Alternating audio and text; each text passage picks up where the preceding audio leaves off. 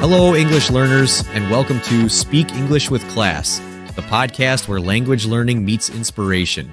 I'm your host, Marco, and whether you're tuning in from your morning commute, a cozy corner of your home, or anywhere in between, we're here to make your English learning journey not just educational, but enjoyable. Each week, we dive deep into the experiences of real learners like you, exploring their triumphs, their struggles, and the strategies that help them succeed. We believe that learning English is more than just memorizing grammar rules or expanding your vocabulary. It's about connecting with others, embracing new opportunities, and expressing yourself in ways you never thought possible. So grab your favorite beverage, sit back, and let's dive into today's conversation. Today, we've got an incredible guest lined up who has navigated the highs and lows of learning English with resilience and creativity. She's here to share her story, packed with insights and the hard-earned wisdom that only comes from real experience. So without further ado, let's dive in. Please join me in welcoming Maria to the show. Hi, everyone. It's such a pleasure to be here. Thanks for having me, Marco. We're thrilled to have you. So Maria, let's get started.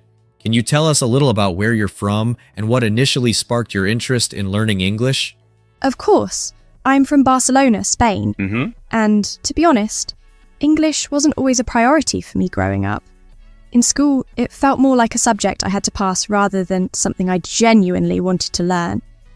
I remember sitting in English class and feeling overwhelmed by the grammar rules, the exceptions to those rules, and then the exceptions to the exceptions. It all seemed so complicated and I just couldn't see how it would be useful to me. But that changed when I started to realise how much English was around me. Whether it was watching movies, listening to music, or even scrolling through social media, English was everywhere. I began to feel like I was missing out on so much by not understanding it. And then, during a trip to London with my friends, I felt completely lost. I couldn't communicate effectively and it was frustrating. That trip was a turning point for me. I knew I had to take learning English more seriously. I can imagine how eye-opening that must have been. So after that trip, what was your plan? How did you approach learning English? When I got back from London, I was determined to improve my English. But honestly, I didn't know where to start. I knew that traditional methods, like just sitting down with a grammar book, weren't going to cut it for me. So I decided to approach it differently. The first thing I did was to immerse myself in the language. I started by watching my favourite movies and TV shows in English. At first, I used subtitles in Spanish, but gradually I switched to English subtitles, and then finally to no subtitles at all. It was tough though. I remember watching a movie and missing half of what was being said. I'd have to rewind several times just to understand a single sentence. But I kept at it because I knew that listening to native speakers was crucial for improving my comprehension. I also started listening to English songs and tried to sing along, even if I didn't understand all the words.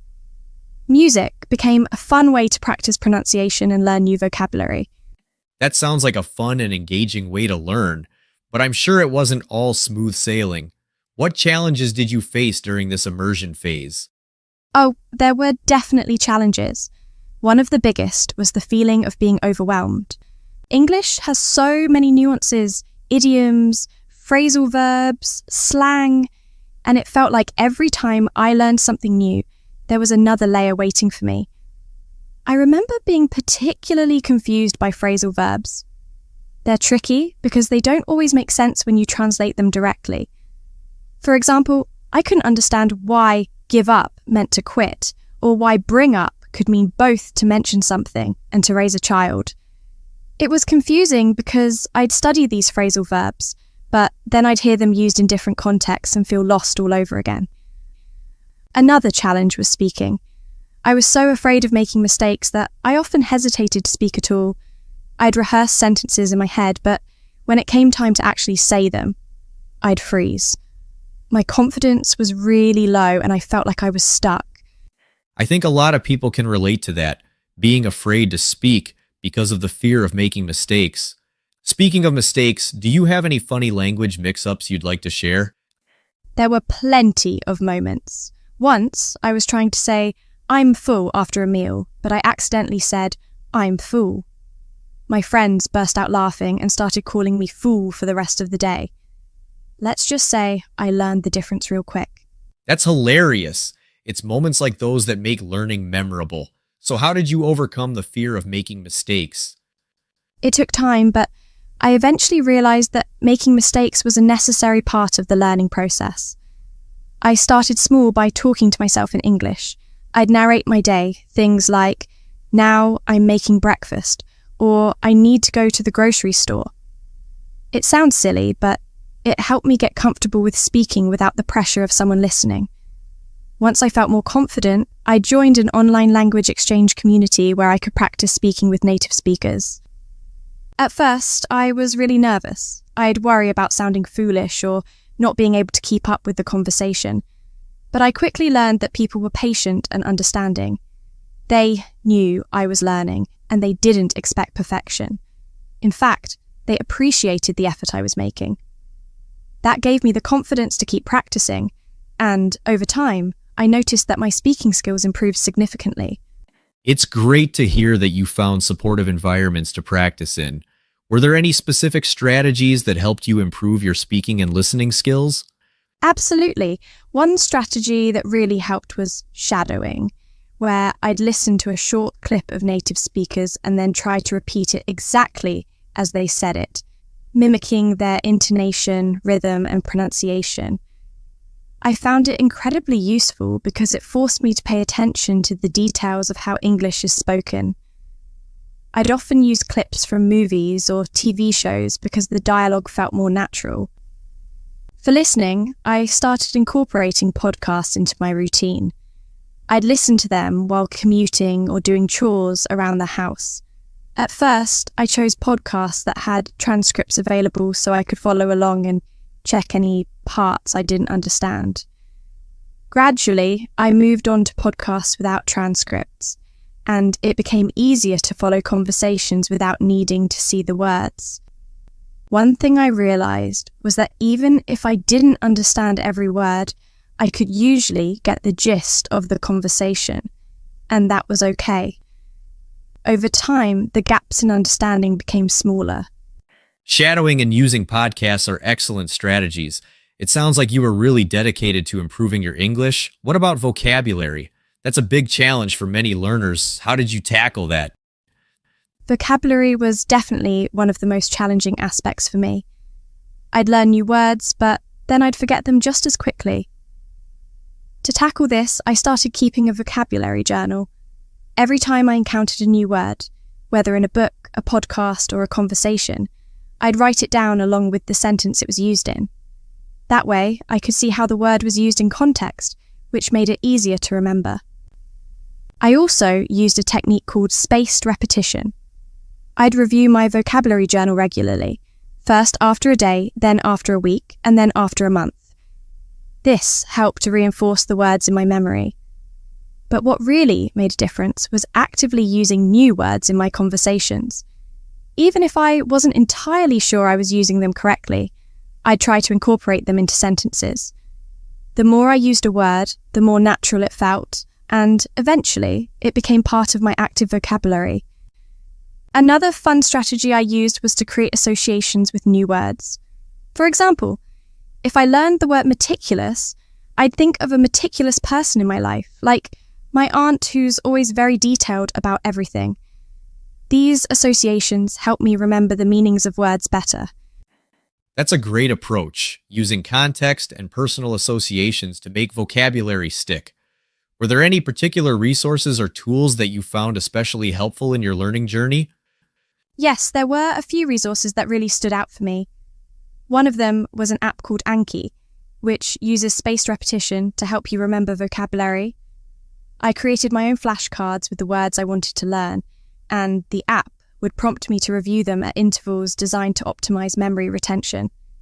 It was really effective because it kept the words fresh in my mind without overwhelming me with too many at once. Another resource that I found incredibly useful was YouTube.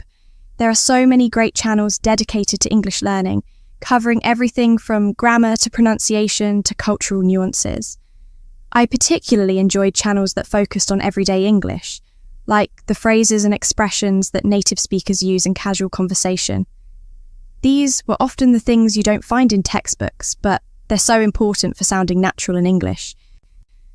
I also subscribed to English language newsletters and followed blogs that were written in English. This way, I was constantly exposed to the language in a variety of contexts, and it helped me see how English is used in different situations. It sounds like you made the most of all the resources available to you. Now that you've made so much progress, what's your current strategy for continuing to improve your English? Even though I've come a long way, I still consider myself a learner, and I'm always looking for ways to improve. One thing I focus on now is refining my understanding of more advanced aspects of English, like idioms and cultural references. These are the things that can make a conversation really come to life, but they're also challenging because they're not always intuitive. I continue to immerse myself in English as much as possible. I read books in English, watch English language news, and of course, listen to podcasts. I've also started writing in English more, whether it's journaling, writing emails, or even just posting on social media. Writing forces me to think carefully about the words I choose and how I structure my sentences, which has been great for reinforcing what I've learned. One thing that's been really helpful recently is joining a book club where we discuss books in English. It's a great way to practice speaking, and it also exposes me to new vocabulary and ideas. Plus, it's a lot of fun. A book club sounds like a fantastic way to combine learning with social interaction. Before we wrap up, do you have any final tips or insights for our listeners who are still on their English learning journey? Absolutely. The first thing I'd say is to be patient with yourself. Learning a language is a journey, and it's okay if you don't see immediate results. Consistency is key, so try to practice a little every day, even if it's just for a few minutes. Also, don't be afraid to make mistakes. Mistakes are how we learn, and every mistake you make brings you one step closer to fluency. Another tip is to find ways to make learning fun.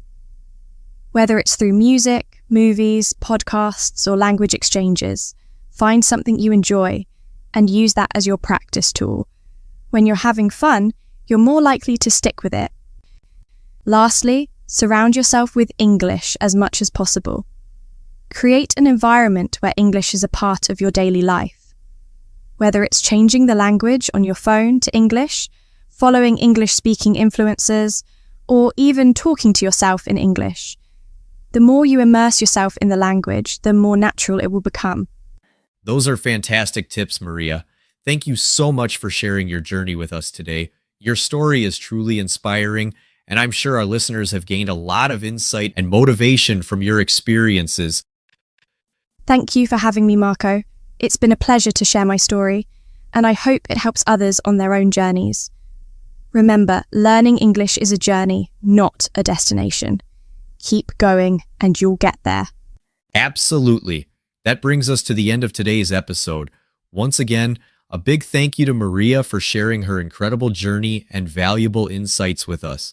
I hope her story has inspired you and reminded you that every step forward, no matter how small, is progress.